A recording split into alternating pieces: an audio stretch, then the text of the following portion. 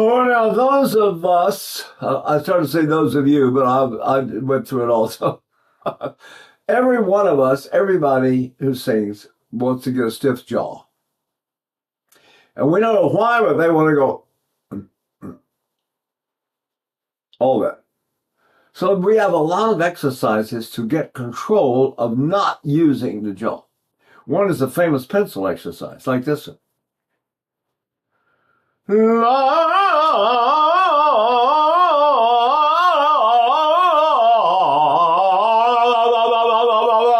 My jaw is completely loose. I dropped.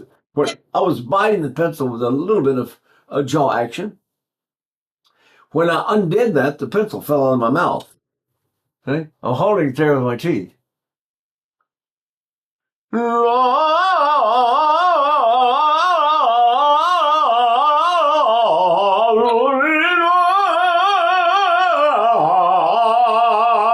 Nowhere near my nose. Got it? So that's one of them.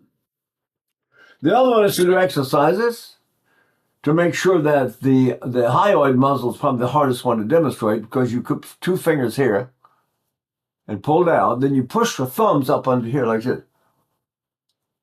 See what I mean?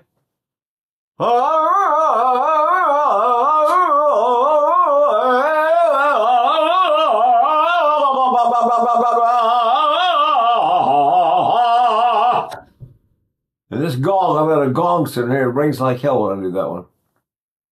All right. The third thing would be hyoid muscle, and then we did the jaw with the pencil, right? And we just did the hyoid muscle. And now let's do the tongue. Ready? Here we now. You know, this is a Kleenex, right? And it will stick to your tongue. If you don't like sticky things on your tongue, get a handkerchief and do it like this. Or even your shirt, like this.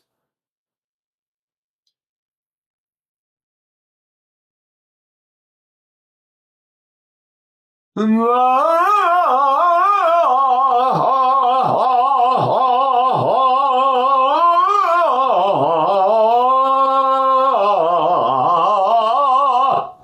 tongue is not doing anything. It's totally relaxed. And I moved every possible way I could, up and down and sideways. Now, you never do this.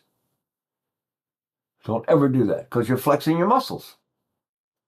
Same thing with this one. The ski slope. Things like that, you have to make an action, therefore it's wrong. It's not even my opinion. It's simply wrong if it has action anywhere up here. All right? There are exercises for like...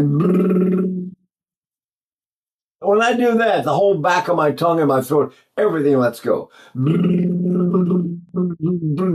See? The idea is my tongue is completely loose. My jaw is loose. Everything is loose. So I'm going... Now, when I open my mouth, the whole idea is to undo the action. Don't make a new one. Go... Don't do that. Don't make a new action. Go...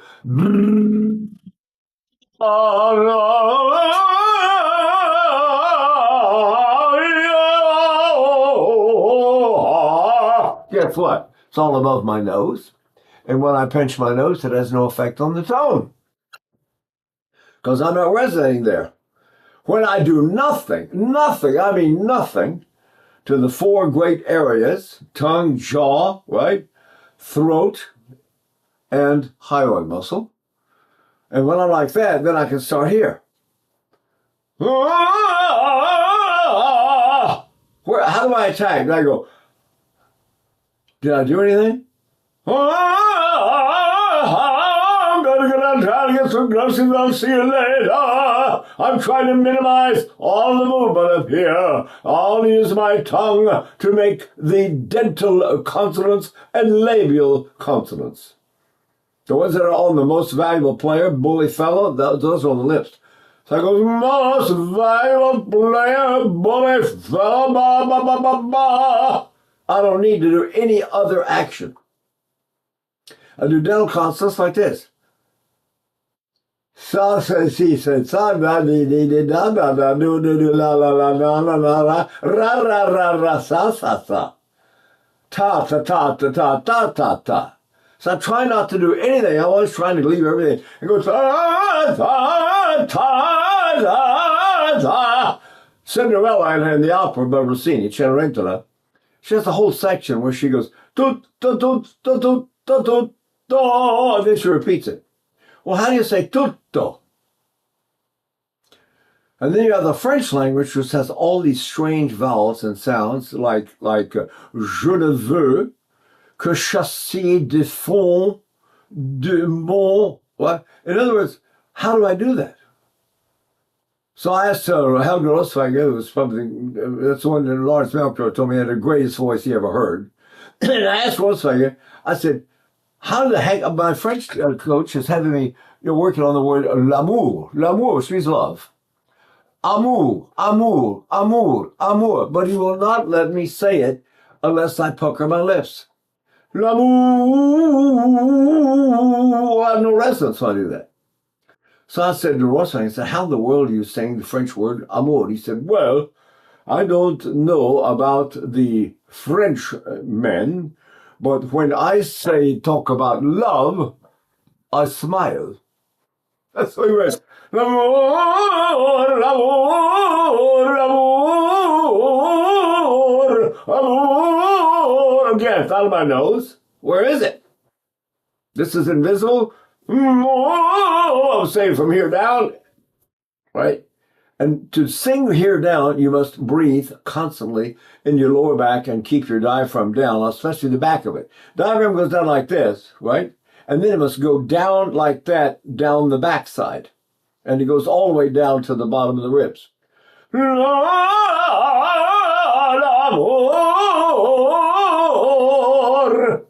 See? All right, so I think we've done. I get a little lost sometimes. I'm old now. I'm 87, by the way, now. Last March 15th, and today is what, June the 12th? So I've already been an 87-year-old for a little while.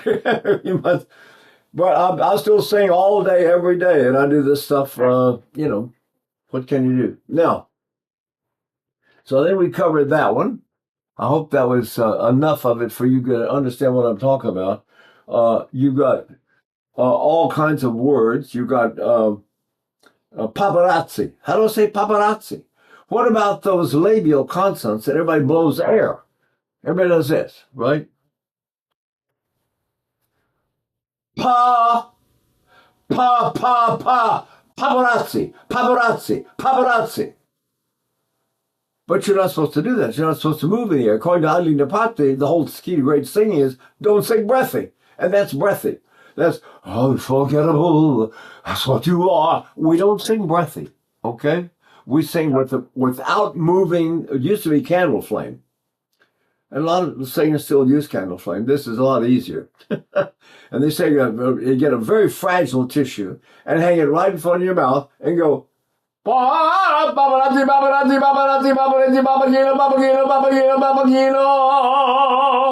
and say words deliberately, go through the alphabet.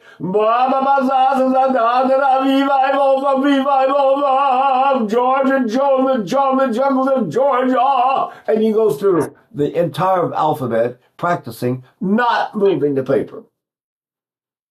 Where's my resonance when I do that? What do you think? It's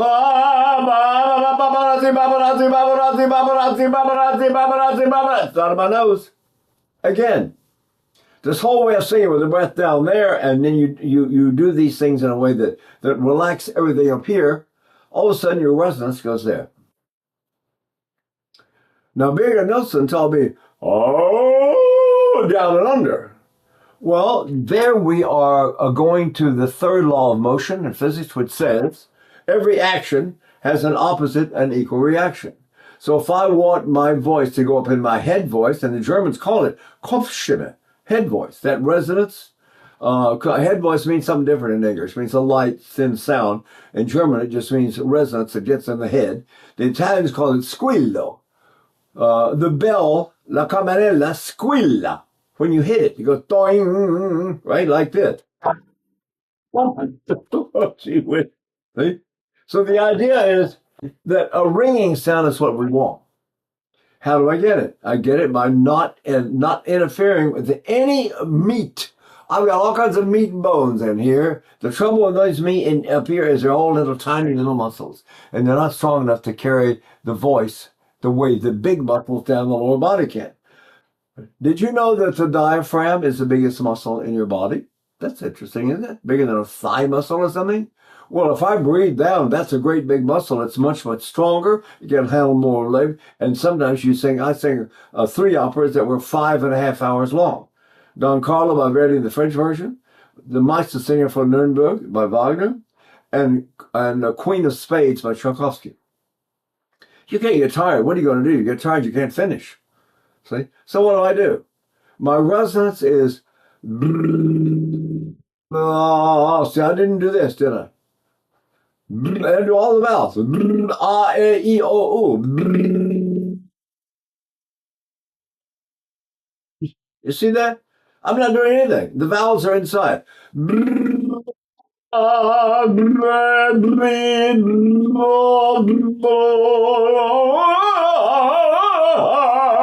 Got it? So we don't have to do very much to get the voice placed in a way that'll cover every orchestra you ever sing with. My personal record was 11,400 seats, AIDA, in a hockey, professional hockey basketball arena in Hartford, Connecticut. And I sang rehearsals because my student was singing the tenor and my other student was singing the soprano part. So the tenor didn't feel well.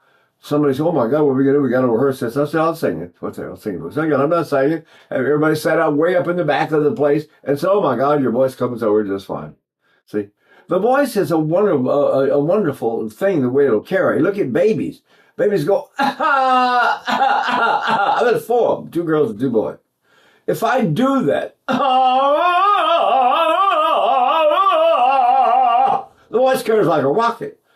You cannot cover my voice, and not so far. My record was about 180 players in the orchestra in the Maze Festival. I just sang in the May Festival in where it was near Frankfurt. A huge outdoor monster concert, and we didn't have microphones. But if you sing like a baby, you go on your diaphragm. And look, the throat does nothing. Then the voice carries like a rocket. And that's what babies do. Now, I weigh 100 kilos, or 220 pounds. And a baby's this long, probably, let's say, weighs, I don't know how much, 10 kilos, right? Well, is my voice 22 times bigger than his? I don't think so. But it is definitely a sound, a type of sound that will carry over a big orchestra. So, so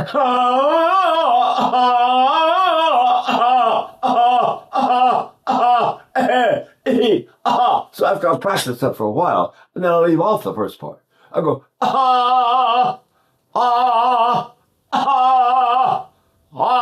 see, and then the voice carries. It gets up here and gets like really. When then they come back, oh my God, you're a real Helden tenor. So I'm not either. I'm not crazy. All right, so let's stop that one, and we'll see whether we can find something else to work on. Okay.